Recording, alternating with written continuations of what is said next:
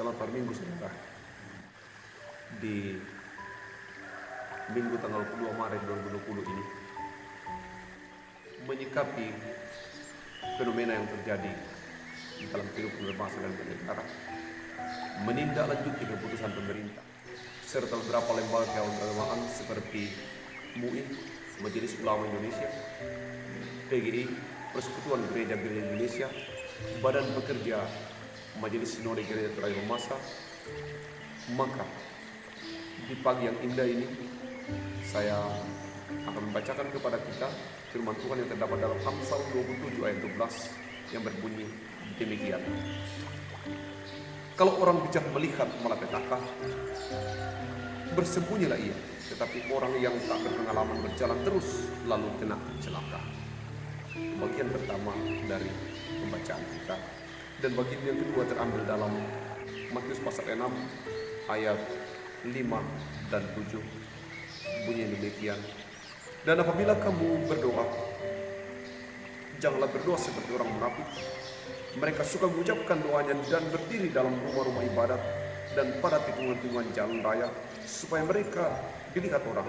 Tapi aku berkata kepadamu, sesungguhnya mereka sudah mendapat upahnya.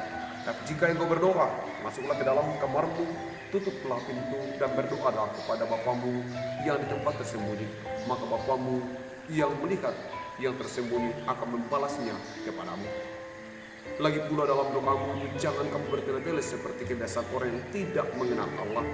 Mereka menyangka bahwa mereka karena banyaknya kata-kata doa akan dikabulkan. Amin. Firman Tuhan di pagi ini,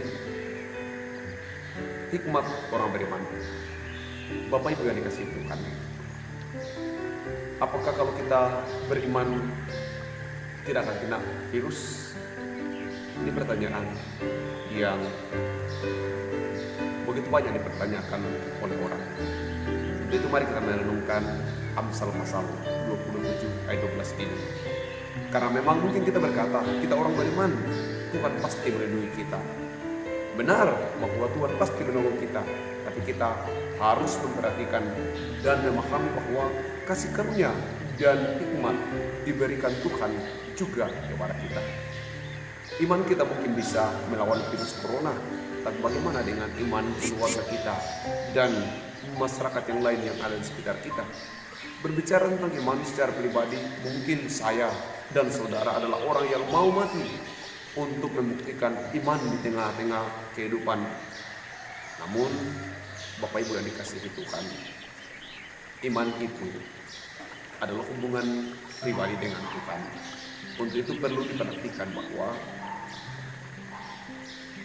di tengah-tengah kehidupan secara umum atau public place, kita harus bertindak dan memikirkan keselamatan orang lain juga. Itu juga bagian dari wujud penyataan iman.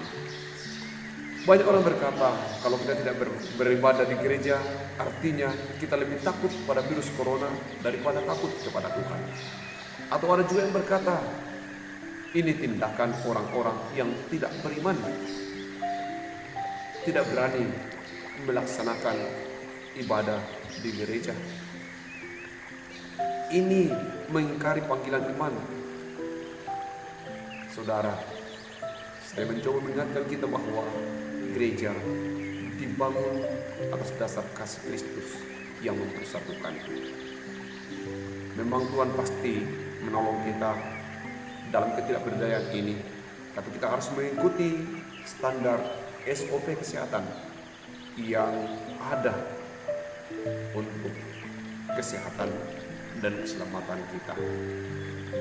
Mari kita bersama-sama mengambil langkah radikal untuk memutuskan penyebaran virus corona. Keputusan Majelis Jemaat yang diambil hari ini untuk merumahkan ibadah hari Minggu bukan karena keputusan dalam ketakutan, namun sebagai wujud solidaritas terhadap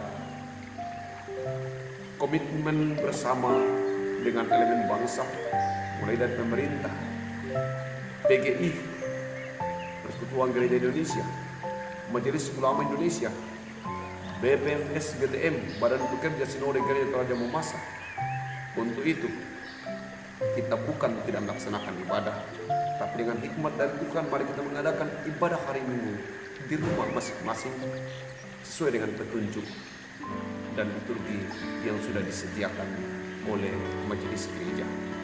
Yang kedua, kita renungkan bacaan dari Matius 6 ayat 5-7. Ini yang disebut dengan lockdown. Lockdown adalah pembatasan untuk keluar rumah. Namun jika dibandingkan dengan Matius 6 ayat 5-7 ini, maka saya mengajak kita untuk memahaminya lebih dalam, yaitu ajakan untuk masuk ke dalam kamar dan berdoa. Ini ajakan yang rupanya mengarah kepada kalimat lockdown, menutup pintu dan berdoa. Jadi di hari Minggu ini, sekali lagi ibadah bukan tidak dilaksanakan, tapi dilaksanakan di rumah masing-masing. Saatnya kita menjadi dewasa, menyembah Tuhan dalam roh dan kebenaran. Saatnya kita menuntun keluarga kita menjadi family blessing, keluarga yang menikmati berkat Tuhan. Kalau kita berkata mengapa tidak ibadah di gereja, perlu diperhatikan bersama Matius pasal 18 ayat 20. Sebab di mana ada 2-3 orang yang berkumpul dalam namaku, di situ aku ada di tengah-tengah mereka. Sekiranya hari ini kita dapat memahami arti dari Matius 6 ini. Berdoalah secara bersama-sama agar Tuhan mengakhiri wabah yang luar biasa ini. Dan untuk itu mari kita bersama-sama mengambil hikmat dan memutuskan untuk ikut terlibat dalam keputusan bersama memutuskan penyebaran bencana virus corona. Selama memasuki minggu sengsara yang kelima, Tuhan memelihara dan menjaga kita semua. Tuhan Yesus memberkati.